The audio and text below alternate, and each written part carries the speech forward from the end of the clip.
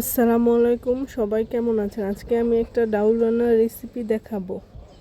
এটাকে মাসকলাইয়ের ডাউল বলা হয়। প্রথমে পাতিলে পরিমাণ মতো তেল দিয়ে পেঁয়াজ কুচি, আদা বাটা, রসুন বাটা, লবণ দিয়ে হলুদের গুঁড়া, মরিচের গুঁড়া, একটু পানি দিয়ে ভালোভাবে কষিয়ে নিতে হবে।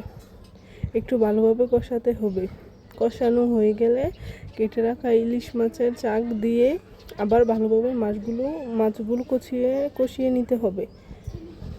কষিয়ে নেওয়ার পরে গোটা গরম মশলা দিয়ে একটু জিরার গুঁড়া দিয়ে আবার ভালোভাবে একটু কষিয়ে নিতে হবে।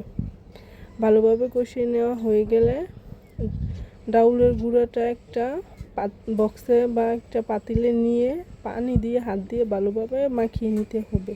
পানি দিয়ে হাত ভালোভাবে ম্যাশ করে নিয়ে ডাউলগুলো ঢেলে দিতে হবে। ঢেলে দেওয়ার পরে আবার একটু ভালোভাবে মিশিয়ে নিতে হবে। ভালোভাবে মিশিয়ে নেওয়ার পরে পরিমাণ মতো পানি দিয়ে দিতে হবে।